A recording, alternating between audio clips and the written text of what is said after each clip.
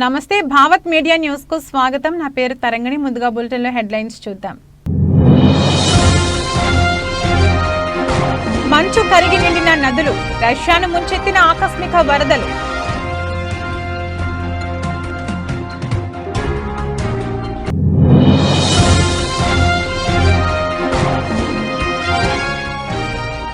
దొంగ దెబ్బ తీసేందుకు కుట్ర పన్నారు. సీఎం రేవంత్ రెడ్డి సంచలన వ్యాఖ్యలు.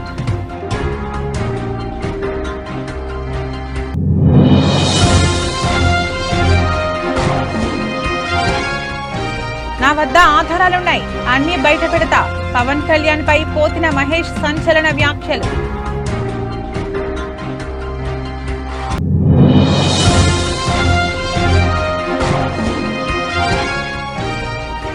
మైదుకూరులో షర్మిలకు షాక్. జగనన్న సంక్షేమ పథకాల వివరణ.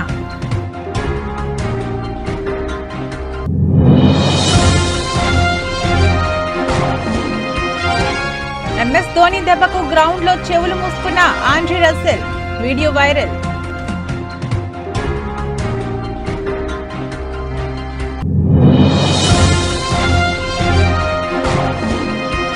కాలర్ ఎగరేసేలా దేవర ఉంటుంది. అలాగే మూవీ కాన్సెప్ట్ ని కూడా చెప్పేసిన ఎన్టీఆర్. రష్యాను ఆకస్మిక వరదలు ముంచెత్తాయి. వేగంగా కరుగుతున్న మంచు యూరప్ లోని అతిపెద్ద నదుల్లో కొన్నింటిని ముంచెత్తింది. దీంతో ఉరల్ పర్వతాల్లో రికార్డు స్థాయిలో నీటి స్థాయిలు పెరిగాయి. నీటి ఉధృతికి మాస్కోకు తూర్పున 1800 కిలోమీటర్ల దూరంలో ఉన్న ఓర్స్క్ నగరంలోని ఆనకట్ట ఒక్కసారిగా తెగిపోయింది. దీంతో సమీప గ్రామాలను వరద ముంచెత్తింది. భారీ మొత్తంలో నీరు సమీపంలోని గ్రామాల్లోకి ప్రవేశించింది. సుమారు 10,000కు పైగా ఇళ్లు వరద ముప్పు గురయ్యాయి.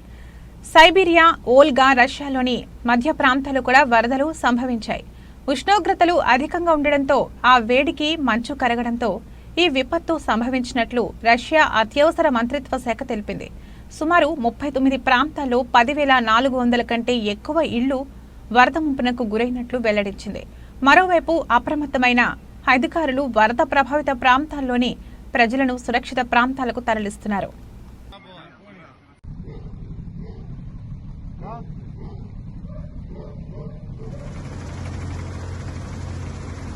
సొంత ఇలాఖాలో ధమాకా మోగించే వ్యూహం రచిస్తున్న తెలంగాణ సీఎం రేవంత్ రెడ్డి సంచలన వ్యాఖ్యలు చేశారు. సడన్ గా కుట్రకుధా చిత్రం అంటూ రగిలిపోయారు.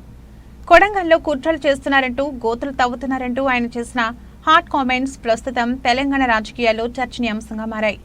ఒక ముఖ్యమంత్రి ఇలాంటి వ్యాఖ్యలు చేయడం ఆసక్తి రేపుతోంది. సీఎం రేవంత్ రెడ్డి సోమవారం తన సొంత నియోజకవర్గం కొడంగల్లో పర్యటించారు. ఈ సందర్భంగా డీకే అరుణపై సీఎం రేవంత్ రెడ్డి మండిపడ్డారు. డీకే అరుణ పాలమూరుకు ద్రోహం చేశారన్న సీఎం కొడంగల్లో తనను దొంగదెబ్బ తీసేందుకు కుట్ర చేశారని ఆరోపించారు. కాంగ్రెస్ ఓడితే కొడంగల్లో అభివృద్ధి ఆగిపోతుందన్నారు. కొడంగల్లో కాంగ్రెస్ ను దెబ్బతీసేందుకు చేస్తున్న కుట్రలపై సీఎం రేవంత్ మండిపడ్డారు. కాంగ్రెస్ కు ద్రోహం చేసి డీకే అరుణ బీజేపీలో చేరారన్నారు. వంశీచంద్ రెడ్డిని ఓడించేందుకు కుట్రలు చేస్తున్నారంటూ పేర్కొన్నారు.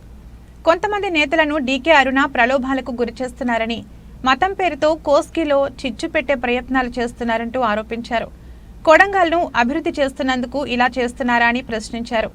తనను దొంగదెబ్బ తీసేందుకు ప్రయత్నిస్తున్నారని సీఎం రేవంత్ రెడ్డి సంచలన వ్యాఖ్యలు చేశారు.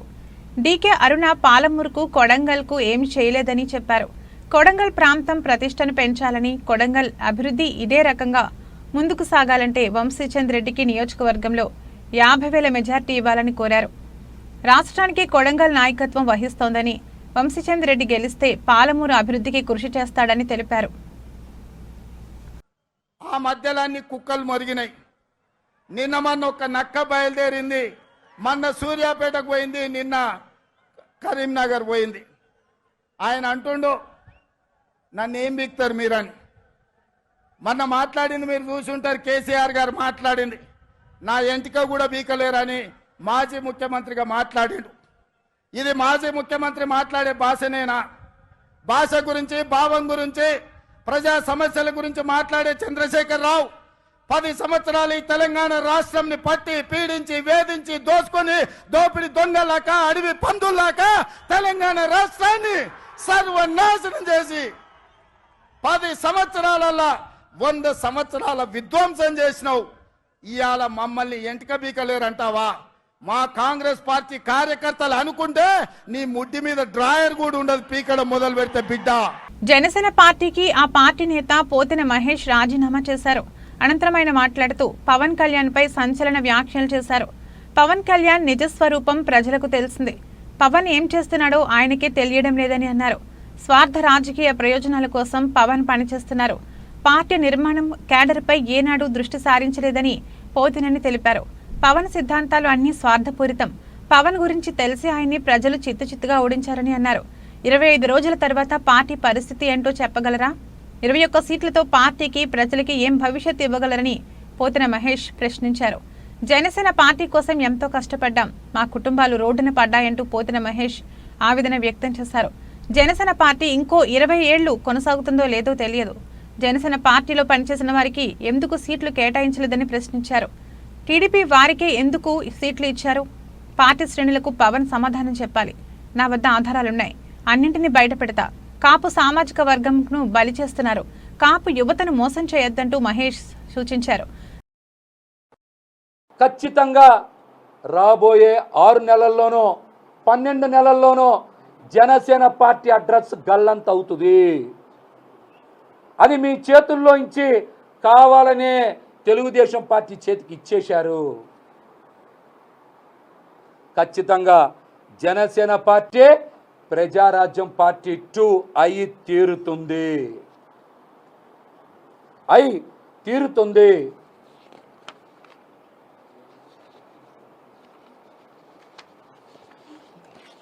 అట్లాగే ఎవరైనా సరే గెలిచే స్థానాన్ని తీసుకుంటారా, మైనస్లో ఉన్న స్థానాన్ని తీసుకుంటారా? మీరు చెప్పండి. పశ్చిమ నియోజకవర్గం, తెనాలి నియోజకవర్గం మీరు సర్వేలు నిర్వహించారు కదా. తెనాలి మైనస్లో ఉందని మీకు తెలుసు కదా. విజయవాడ వెస్ట్ సర్వే మీరే కదా చేశారు, ప్లస్లో ఉందని మీకు తెలుసు కదా. మైనస్లో ఉన్న స్థానాన్ని తీసుకొని ప్లస్లో ఉన్న స్థానాన్ని మీరు ఎందుకు వదులుకున్నారు విజయవాడ వెస్ట్ సీట్ని? నిజంగా యువ రక్తాన్ని ప్రోత్సహించే వాళ్ళు అయితే మీరు తెనాలినే త్యాగం చేయొచ్చుగా, తెనాలి త్యాగం చేయొచ్చుగా. త్యాగాలకి బీసీలే కావాలా? కమ్మవారి త్యాగాలకి పనికిరారా? త్యాగాలకి బీసీలే కావాలా? కమ్మవారి త్యాగాలకి పనికిరారా? మంగళగిరి స్థానం బీసీల నుంచి తీసుకొని కమ్మ సామాజిక వర్గానికి ఇవ్వలేదా? విజయవాడ వెస్ట్ బీసీల నుంచి తీసుకొని కమ్మ సామాజిక వర్గానికి ఇవ్వలేదా? అంటే త్యాగాలు చేయడానికి బీసీలే కావాలా? ఏ త్యాగాలకి కమ్మ సామాజిక వర్గం పనికిరాదా?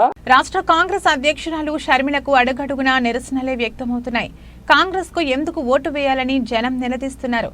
తాజాగా వైఎస్ఆర్ కడప జిల్లా మైదుకూరు నియోజకవర్గంలో నిర్వహించిన ఎన్నికల ప్రచారంలో షర్మిలకు అక్కడి ప్రజలు షాక్ తగిలింది. దువ్వూరులో షర్మిల మాట్లాడుతుండగా జై జగన్ అంటూ ప్రజలు నినాదాలు చేశారు. మాట్లాడేందుకు ఒకరు వేదికపైకి రావాలంటూ షర్మిల ఆహ్వానించారు. ఈ మేరకు మైదుకూరు జేసీఎస్ కన్వీనర్ ఏమిరెడ్డి చంద్రబోల్ రెడ్డి వేదికపైకి వెళ్లారు. సీఎం జగన్ రాష్ట్రానికి ఏం చేశారో, మళ్లీ ఆయనకు ఎందుకు ఓటు వేయాలో చెప్పాలంటూ షర్మిల సవాల్ విసిరారు. షర్మిల సవాల్కు స్పందించిన చంద్ర ఓబుల్ రెడ్డి అదిరిపోయే జవాబిచ్చారు. షర్మిల ఎదుటే సీఎం అమలు చేసిన సంక్షేమ పథకాల గురించి పోసగుచ్చినట్లు వివరించారు. పాదయాత్రలో వైఎస్ జగన్ తమ సమస్యలు విని నేను ఉన్నానని అండగా నిలిచారని తెలిపారు. ఇచ్చిన ప్రతి మాట సీఎం నిలబెట్టుకున్నారని చెప్పారు. ప్రతి ఇంటికి సంక్షేమ పథకాలు అందించారని పేర్కొన్నారు. వచ్చే ఎన్నికల్లో తామంతా సీఎం జగన్ కు అండగా నిలుస్తామని స్పష్టం చేశారు. దీంతో అక్కడున్న ప్రజలంతా మరోసారి జై జగన్ అంటూ పెద్ద ఎత్తున నినాదాలు చేశారు.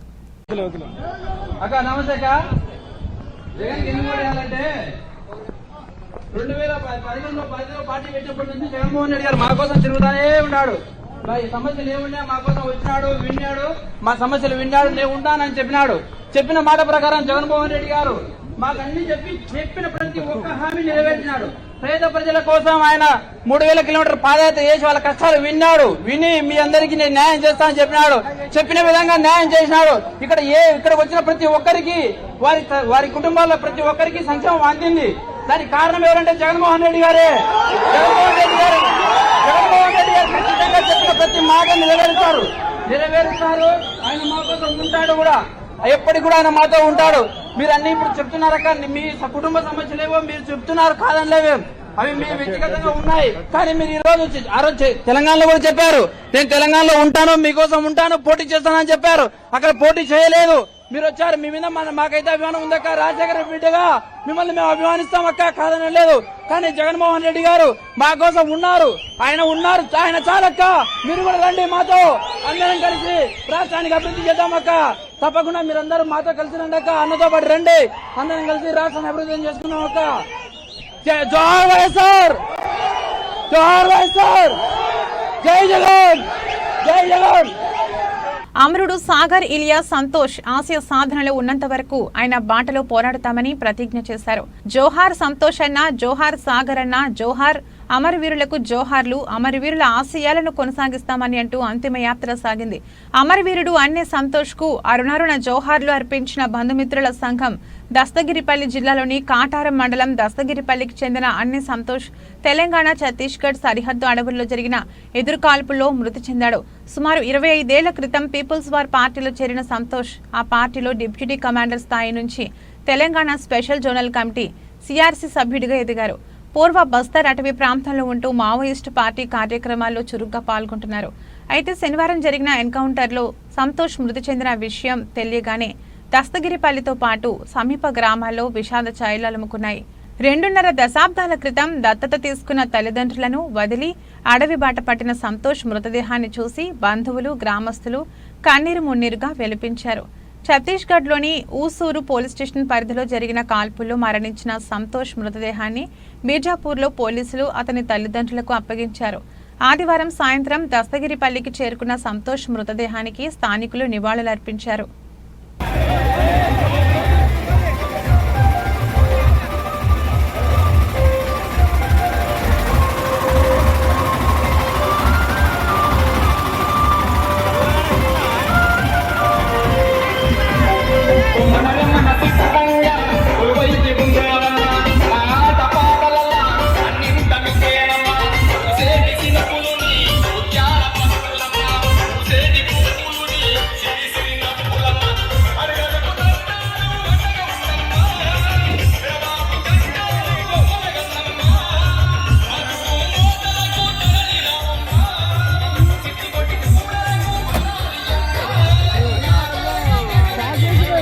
మెదక్ జిల్లా నరసాపూర్ ప్రజలను మభ్యపెట్టి మరోసారి బీఆర్ఎస్ పార్టీ ఎన్నికల్లో ఓట్లు వేసుకోవాలని చూస్తుందని కాంగ్రెస్ పార్టీ జిల్లా అధ్యక్షుడు ఆంజనేయులు గౌడ్ ఆగ్రహం వ్యక్తం చేశారు. మెదక్ జిల్లా నరసాపూర్ మండల కేంద్రంలో ఆయన మీడియా సమావేశం నిర్వహించారు. గతంలో నరసాపూర్ నియోజకవర్గంలో ఎలాంటి అభివృద్ధి చేయని మాజీ మంత్రి హరీష్ రావు, స్థానిక ఎమ్మెల్యే సునీత లక్ష్మారెడ్డి ప్రజలను మభ్యపెట్టే ప్రయత్నం చేస్తున్నారని ఆరోపించారు. డబుల్ బెడ్రూమ్ ఒక్కని కనిపించినవా? 100 మందితో తర్వాత చౌరస్తా దగ్గర నీ సులాభం కోసం ధర్నా చేపించి కేసులు పెట్టించి 1000 సర్టిఫికెట్లు ఇచ్చినావు. ఎక్కడనిచ్చిన పాపానమైనవా? దాని గురించి అధికారంలో అయినాక అడిగిన పాపానమైనవా? ఈ రోజు ఎమ్మెల్యే అయిన తర్వాత ఈ 3 నెలల కాలంలో ఎప్పుడన్నా వాళ్ళ గురించి మాట్లాడినవా? తాలూకా అభివృద్ధి గురించి మాట్లాడినవా? మరుమూల ప్రాంతాల్లో ఈ రోజు బడుగు బలహీన వర్గాల పిల్లలు ఉన్నారు, వాళ్ళ గురించి ఎప్పుడన్నా మాట్లాడినవా? ఎంతో మంది రోడ్డెక్కిన మాట్లాడలే. కానీ తీవ్రంగా హెచ్చరిస్తున్నాం, హరీష్ రావు గారు ఒళ్ళు దగ్గర పెట్టుకుని మాట్లాడండి. మా మంత్రుల గురించి గాని, మా ప్రభుత్వం గురించి గాని, ఈ ప్రజా పాలన గురించి మాట్లాడితే మీరు ప్రజలను అవమానించినట్టు తర్వాత అందుకోసానికే ముఖ్యంగా ప్రజలను రెచ్చగొట్టి ప్రజల్లో వైషమ్యాలు పెంచే విధంగా చేసిన ఈ టీఆర్ఎస్ పార్టీని రద్దు చేయాలని చెప్పేసి నేను డిమాండ్ చేస్తున్న తర్వాత ఈ పార్టీ ఏంటంటే వర్గాల మధ్యలో చిచ్చుపెట్టు అన్ని వర్గాలను విభజిస్తూ తర్వాత వారు పబ్బం గడుకోవడం చేస్తున్నారు. టీఆర్ఎస్ 10 సంవత్సరాల కాలంలో ఈ ప్రాంతానికి ఏమైనా తీసుకొచ్చిందా? బీజేపీ 10 సంవత్సరాల కాలంలో ఈ ప్రాంతానికి ఏమైనా తీసుకొచ్చిరా? అందుకోసానికే మేము ధైర్యంగా చెప్తున్నాం, ఒక నిరుపేద బిడ్డగా జిల్లా కాంగ్రెస్ ప్రెసిడెంట్ గా నేను చెప్తున్నాం. తర్వాత కాంగ్రెస్ పార్టీ ఎంపీ గెలిస్తే, కాంగ్రెస్ పార్టీ వచ్చిన తర్వాత ఖచ్చితంగా టోల్గేట్ విషయంలో అయితేనేమి, ఈ రైతుల సంక్షేమం కోసానికైతేనేమి, ఈ ప్రాంతానికి అభివృద్ధి దిశలో పయనించడానికి అన్న రేవంత్ అన్న నాయకత్వాన పెద్ద ఎత్తున నమ్మకంగా పనిచేస్తున్న కారు డ్రైవర్ యజమానిని బురిడి కొట్టించి 40 లక్షల నగదు కారుతో పరారయ్యాడు. టీవీ పెళ్లి చేసుకుని కొట్టేసిన నగదుతో బిజినెస్ చేసి సెటిల్ అవుదాం అనుకున్నాడు. ఇటీవల నిశ్చితార్థం చేసుకుని మరికొద్ది రోజుల్లో పెళ్లి చేసుకునేందుకు ఏర్పాట్లు చేసుకుంటుండగా పోలీసులకు చిక్కాడు. పెళ్లి పీటలు ఎక్కబోయి ఆ డ్రైవర్ను పోలీసులు కటకటాలోకి నెట్టారు. నారాయణగూడ పోలీస్ స్టేషన్ పరిధిలో జరిగిన ఈ కేసుకు సంబంధించి పోలీస్ స్టేషన్లో ఏర్పాటు చేసిన సమావేశంలో ఈస్ట్ జోన్ డీసీపీ గిరిధర్ రావులు వివరాలు వెల్లడించారు. వాటర్ బాటిల్ తీసుకువచ్చేసరికి డ్రైవర్ కారు కనిపించకపోవడంతో కంగుతిన్న వినయ్ కుమార్ డ్రైవర్ విజేంద్ర సింగ్ నెంబర్కు ఫోన్ చేశాడు. ఫోన్ స్విచ్ ఆఫ్ రావడంతో నారాయణగూడ పోలీసులకు ఫిర్యాదు చేశాడు. కారుతో పాటు కారులో ఉన్న 40 లక్షల నగదు ఎత్తుకెళ్లినట్లు ఫిర్యాదులో పేర్కొన్నారు. అతని ఫిర్యాదుతో ప్రత్యేక టీంతో హైదరాబాద్, రాజస్థాన్ రాష్ట్రంలో గాలించారు. రాజస్థాన్లో అతన్ని అదుపులోకి తీసుకున్న పోలీసులు విచారించగా మొదటగా డబ్బులన్నీ ఖర్చయ్యాయని, ఐపీఎల్ బెట్టింగ్లో డబ్బులన్నీ పోగొట్టుకున్నానని బుకాయించాడు. పోలీసులు తమదైన శైలిలో విచారించగా అసలు విషయం బయటపెట్టాడు. విజేంద్ర సింగ్ వద్ద నుండి 20,70,000 నగదు, 11 లక్షల విలువ చేసే Scorpio car, owner Vinay Kumar Kia Seltos కారుతో పాటు 2 మొబైల్ ఫోన్లను సీజ్ చేశారు. మిగిలిన డబ్బుతో ఇన్ని రోజులు విలాసవంతంగా గడిపినట్లు ఒప్పుకున్నట్లు డీసీపీ తెలిపారు. అతనిపై కేసు నమోదు చేసి న్యాయస్థానం ముందు హాజరుపరిచి రిమాండ్కు తరలించినట్లు వెల్లడించారు. ఎస్ఐ, సిఐ, ఏసీపీలను డీసీపీ అభినందించారు. నీలోఫర్ కేఫే దగ్గర ఆగి వాటర్ బాటిల్ కొనుక్కునేందుకు వెళ్ళాను. వెళ్ళగానే నా డ్రైవర్ విజేంద్ర సింగ్ నా కారును ఎత్తుకొని వెళ్ళిపోయాడు. దానిలో ఒక 3 లక్షల వరకు ఉండొచ్చు అని చెప్పి రాత్రి 12-1 గంటల వరకు కంప్లైంట్ ఇవ్వడం జరిగింది. వెంటనే ఇన్స్పెక్టర్ గారు కేసు రిజిస్టర్ చేసుకొని ఎంక్వైరీ స్టార్ట్ చేయడం జరిగింది. అయితే ఇన్వెస్టిగేషన్లో పాటుగా దీనిలో చాలా వరకు సీసీటీవీలు, తర్వాత ఇంకా ఇతరత్ర టెక్నికల్ ఇన్ఫర్మేషన్ తీసుకొని వర్క్ చేస్తే నాకు ఒక 1 మంత్ పైన అఫెండరు మనకు దొరకకుండా తప్పించుకుంటా ఉన్నాడు. అయితే మనం ఒక స్పెషల్ దీనికోసం ఎట్టి పరిస్థితుల్లో డిటెక్ట్ చేయాలనే ఉద్దేశంగా సిపి సార్ పర్మిషన్ తీసుకొని ఒక సెపరేట్ టీం ఫామ్ చేయడం జరిగింది. వీళ్ళను టీం ఫామ్ చేసి చంద్రశేఖర్ ఆధ్వర్యంలో ఇన్వెస్టిగేషన్ వర్క్ చేయడం జరిగింది. వాళ్ళని డిటెక్ట్ చేయడం, ఎక్కడున్నాడు ఏంటి అనేది మొత్తం ఫైండ్ అవుట్ చేయడంలో సక్సెస్ కావడం జరిగింది.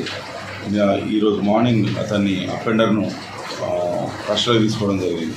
అయితే ఎప్పుడైతే ఈ 3 lakhs పోయినాయని చెప్పిన మన వినయ్ గుప్తా తెల్లవారు వచ్చి, సార్ అది నిన్న కౌంట్ సరిగా చూసుకోలేదు, దానిలో 40 lakhs ఉన్నాయి సార్ అని చెప్పి మాకు మళ్ళీ ఇన్ఫర్మేషన్ ఫర్దర్గా యాడ్ చేయడం జరిగింది. సో మళ్ళీ స్టార్ట్ అయ్యాము. అయితే ఈ 40 lakhs అనేసరికి మనం కొద్దిగా ఇంకా ఎఫర్ట్స్ పెట్టాలని చెప్పేసి గట్టిగా టీం ఫామ్ చేసి వర్క్ చేస్తే మనకు ఈ విజేందర్ సింగ్ దొరకడం జరిగింది. తెలుగువారి నూతన ఏడాది ఉగాది పర్వదినాన్ని పురస్కరించుకుని ఉభయ జిల్లాలు రాష్ట్ర ప్రజలకు రాష్ట్ర రెవెన్యూ, గృహ నిర్మాణం, సమాచార శాఖల మంత్రి పొంగులేటి శ్రీనివాసరెడ్డి సోమవారం ఓ ప్రకటనలో శుభాకాంక్షలు తెలిపారు. ఈ క్రోధినామ సంవత్సరానికి సాంప్రదాయబద్ధంగా స్వాగతం పలుకుదామని పేర్కొన్నారు. షడ్రుచుల ఉగాది పచ్చడిలోని తీపి, చేదు మాదిరిగానే కష్టం, సుఖం అనేవి జీవితంలో సహజమని తెలిపారు. కొత్త తెలుగు సంవత్సరంలో అంతా శాంతంగా సాగాలని, ప్రజలందరికీ మంచి జరగాలని, అంతా సుభిక్షంగా ఉండాలని ఆకాంక్షించారు. పంచాంగ శ్రవణం, ప్రత్యేక పూజలతో అందరూ ఉగాదిని ఆనందంగా జరుపుకోవాలని కోరారు. పరామర్శలకు వచ్చినప్పుడు నా భూమి ఎట్ల ఇబ్బంది ఉందన్నా, అట్ల ఇబ్బంది ఉందన్నా అని చాలా మంది రైతులు ఏడున్న నా కుటుంబ సభ్యులు ఆ రోజు కూడా నా నోటీసుకు తీసుకొచ్చారు. నిన్న నేను ఖమ్మం క్యాంప్ ఆఫీసులో ఉన్నప్పుడు ఇక్కడ ఉన్న వాళ్ళు కొంతమంది ముఖ్యులు వచ్చారు, ఒక 30-35 మంది. ఇదే సమస్య మీద, ఈ సమస్య ఎలా పరిష్కారం చేయాలి అనే దాని మీద ఒక 2 నిమిషాలు ఆలోచించి ఇది యాక్చువల్గా రైల్వే సెక్టార్ అనేది కేంద్ర ప్రభుత్వానికి సంబంధించిన అంశం. రాష్ట్ర ప్రభుత్వానికి దీని మీద ఉన్న హక్కు ఏంటి, ఆ హక్కుల్లో మనం ఏది పోరాటం చేసి తెచ్చుకోవచ్చు అనే దాని గురించి అసలు ఈ కన్సర్న్ సెక్రటరీ ఎవరు, ఏంటి, ఏం చూస్తున్నారు అని విశ్లేషించాను. R&B సెక్రటరీ గారే, రైల్వే లైన్ సెక్రటరీ కూడా ఆయనే, శ్రీనివాసరాజు గారు ఉంటాడు హైదరాబాద్లో. R&B సెక్రటరీ, రైల్వే సెక్రటరీ కూడా అతనే. అతను చెప్పింది ఏంటంటే వీటి మీద అతనికి కూడా కొంత అవగాహన ఉంది. లైన్లు సర్వే చేస్తున్నారు, ఇలా ఒకే ప్రాంతంలో 2 లైన్లు 3 లైన్లు ఒకే కాన్స్టిట్యున్సీలో పోవటం వలన రైతన్నలకు చాలా నష్టం జరుగుతుంది. విలువైన భూములు ఈ భూములన్నీ, ఈ విలువైన భూముల్లో మనం ఇచ్చే కాంపెన్సేషన్ అరాకొరా ఇస్తే రైతులు నష్టపోతారు. దీన్ని ఏ రకంగా చేస్తే మనం మాట్లాడేది లాజిక్ ఉండాలి. లాజిక్గా ఉండాలంటే ఈ లైన్ ఇటేసిన దానికంటే ఇటేస్తే దగ్గర, ప్రభుత్వానికి డబ్బు ఖర్చు తక్కువ అవుతుంది. కాకినాడ జిల్లా ప్రత్తిపాడు నియోజకవర్గం ప్రత్తిపాడు గ్రామంలో స్థానిక హరిజన ఇందిర కాలనీలో దాసరి సత్యబాబు ఆధ్వర్యంలో భారతీయ జనతా పార్టీలోకి ప్రత్తిపాడు నియోజకవర్గం నుండి నాయకులు ఉమ్మడి వెంకట్రావు సమక్షంలో సుమారు 150 మంది కాంగ్రెస్ పార్టీని వీడిన కార్యకర్తలను జాతీయ జనతా పార్టీలోకి ఆహ్వానించి కండువాలు కప్పి సత్కరించడం జరిగింది. ఈ యొక్క కార్యక్రమంలో కాకినాడ భారతీయ జనతా పార్టీ జిల్లా అధ్యక్షులు చిలుకూరి రామ్ కుమార్ మాట్లాడుతూ ఈ రోజు దేశం సుభిక్షంగా ఉంది అంటే అది దేశ ప్రధానమంత్రి నరేంద్ర మోడీజీ కొనియాడారు. వార్డులో అలాగే 95వ బూత్ అసెంబ్లీకి సంబంధించి 95వ బూత్ లో పెద్ద సంఖ్యలో మా ఉమ్మడి వెంకట్రావు గారి సమక్షంలో కాంగ్రెస్ నుంచి నాయకులు కార్యకర్తలు కూడా భారతీయ జనతా పార్టీలో జాయిన్ అవ్వడం జరిగింది. మేము భారతీయ జనతా పార్టీ యొక్క సిద్ధాంతము, కేంద్ర ప్రభుత్వం ప్రవేశపెట్టిన పథకాలు గురించి కూడా వారందరికీ తెలియజేయడం జరిగింది. అలాగే రాబోయే ఎలక్షన్లో ఈ అలయన్స్ లో భాగంగా ఇక్కడ తెలుగుదేశం పార్టీ పోటీ చేస్తుంది కనుక వారికి ఓటు వేయవలసిందిగా కోరడం జరిగింది. అదే విధంగా లోక్సభకి సంబంధించి రానున్న ఎన్నికల్లో రాష్ట్ర ప్రజలు వైసీపీకి రాజకీయ సమాధి చేస్తారని కూటమి అభ్యర్థులైన ఎచ్చర్ల బీజేపీ అభ్యర్థి నడుకుదిటి ఈశ్వరరావు, విజయనగరం పార్లమెంటు తెదేపా అభ్యర్థి కులిశెట్టి అప్పలనాయుడు ఆరోపించారు. శ్రీకాకుళం జిల్లా ఎచ్చర్ల నియోజకవర్గం బీజేపీ పార్టీ కార్యాలయంలో ఏర్పాటు చేసిన స్థానిక విలేకరుల సమావేశంలో మాట్లాడుతూ వ్యవసాయం, త్రాగునీరు, సాగునీటి సరఫరా, నిరుద్యోగ సమస్యల పరంగా ఈ 5 ఏళ్లలో ఎన్నో సమస్యలు రాష్ట్ర ప్రజలు ఎదుర్కొన్నప్పటికీ వైసీపీ ప్రభుత్వ పాలకులు మాత్రం ఆర్థిక వనరులను అడ్డుగోలుగా తవ్వి అవినీతి సొమ్ముగా దోచుకున్నారని విమర్శించారు.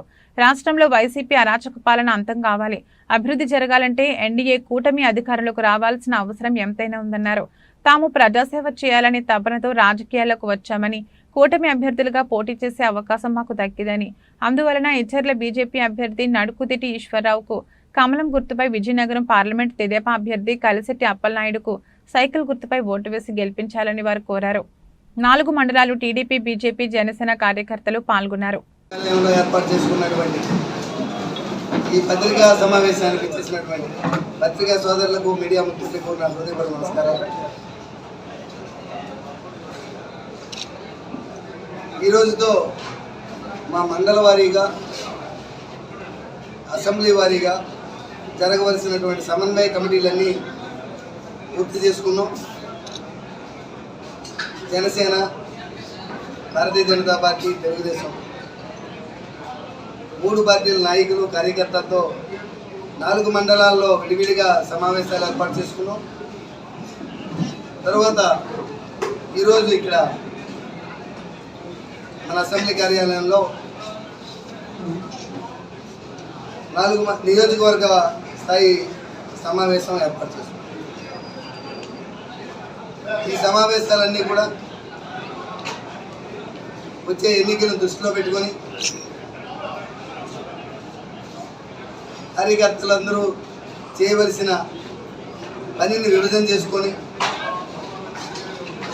ముందుకెళ్ళటానికి అందరూ సమీక్షగా వెళ్ళటానికి నిర్ణయించుకొని పార్టీల ఆదేశాల ప్రకారం ఈరోజు ఈ సమన్వయ కమిటీ ఏర్పాటు చేసుకున్నాం. అన్ని మండలాల్లో, నియోజకవర్గంలో నాయకులు, కార్యకర్తలు చాలా ఉత్సాహంగా, సంతోషంగా ఉన్నారు.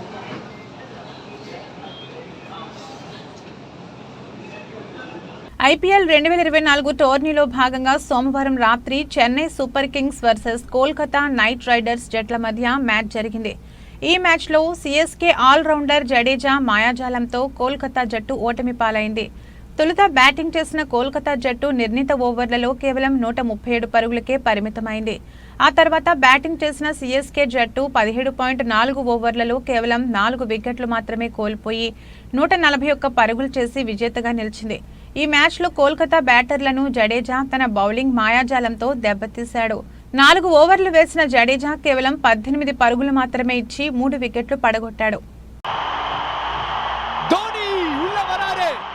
இந்த தலை தரிசனத்துக்கு தான் ஒவ்வொரு மஞ்சள் பாய்ஸ் ஃபேனும் சேப்பாக்கு இன்னைக்கு வந்திருக்காங்க. அந்த சிங்க நடைய போட்டு உள்ள களத்துல இறங்குறாரு పోర్కండ సింగం. ఆర్ఆర్ఆర్ తర్వాత ఎన్టీఆర్ చేస్తున్న సినిమా దేవర. కొరటాల శివ డైరెక్ట్ చేస్తున్న ఈ చిత్రం 2 భాగాలుగా ఆడియన్స్ ముందుకు రాబోతుంది. ఈ నెలలోనే ఆడియన్స్ ముందుకు రావాల్సిన ఈ సినిమా షూటింగ్ లేట్ అవ్వడంతో అక్టోబర్కి పోస్ట్ పోన్ అయింది. దీంతో ఫ్యాన్స్ కొంచెం నిరుత్సాహపడ్డారు. ఇక డీలా పడిన ఫ్యాన్స్ లో ఉత్సాహం కలిగించేలా ఎన్టీఆర్ తాజాగా ఆసక్తికర కామెంట్స్ చేశారు. నేడు హైదరాబాద్ లో జరిగిన Siddhu Jonnalagadda Tillu square success meet కి జూనియర్ ఎన్టీఆర్ చీఫ్ గెస్ట్ గా హాజరైన సంగతి తెలిసిందే. ఇక ఈ ఈవెంట్ లో ఎన్టీఆర్ దేవర గురించి మాట్లాడుతూ ఈ సినిమా అంతా భయం అనే కాన్సెప్ట్ చుట్టూ తిరుగుతుంది. సినిమాలో ఎక్కువ శాతం భయం గురించే మాట్లాడుతూ ఉంటాము. అలాగే మీరు ఓవర్ అయిందని అనుకోకపోతే సినిమా గురించి ఒక చిన్న మాట చెబుతాను. దేవర సినిమా రావడం కొంచెం లేట్ అయినా కాలర్ ఎగరేసేలా ఉంటుంది. అందుకోసం మేము ఎంతో కష్టపడుతున్నామంటూ చెప్పుకొచ్చారు. ఇక ఈ కామెంట్స్ తో అభిమానులు భారీ అంచనాలు క్రియేట్ అయ్యాయి. కాగా దేవర ఫస్ట్ పార్ట్ ని దసరా కానుకగా అక్టోబర్ 10న రిలీజ్ చేస్తామంటూ మేకర్స్ అనౌన్స్ చేశారు. ప్రస్తుతం ఈ మూవీ షూటింగ్ ని శరవేగంగా ముందుకు తీసుకువెళ్తున్నారు. నిర్మాత కళ్యాణ్ రామ్ ఈ సినిమా విషయంలో ఎంతో జాగ్రత్త తీసుకుంటూ ప్రతిష్టాత్మకంగా మూవీని రూపొందిస్తున్నారు.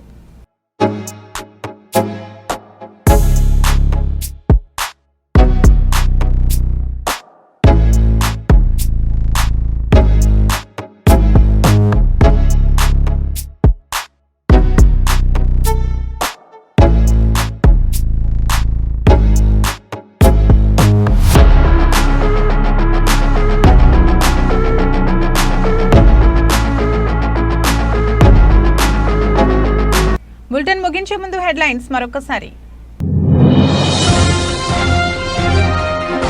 మంచు కరిగి నిండిన నదులు, రష్యాను ముంచెత్తిన ఆకస్మిక వరదలు.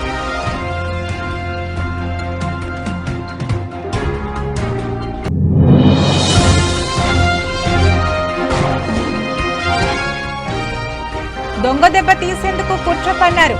సీఎం రేవంత్ రెడ్డి సంచలన వ్యాఖ్యలు.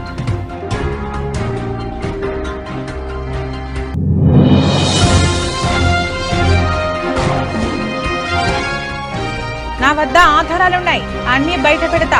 పవన్ కళ్యాణ్ పై పోతిన మహేష్ సంచలన వ్యాఖ్యలు.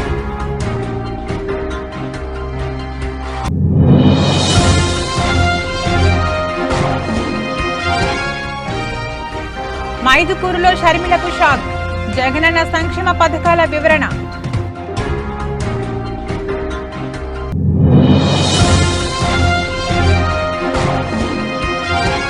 ఎంఎస్ ధోని దెబ్బకు గ్రౌండ్ లో చెవులు మూసుకున్న ఆండ్రీ రస్సెల్.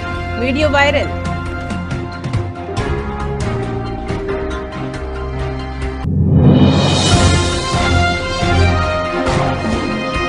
కాలర్ ఎగరేసేలా దేవర ఉంటుంది. అలాగే మూవీ కాన్సెప్ట్ ని కూడా చెప్పేసిన ఎన్టీఆర్. ఇది రోజు బులెటిన్. మరో బులెటిన్ మళ్ళీ కలుద్దాం. అంతవరకు సెలవు. నమస్కారం.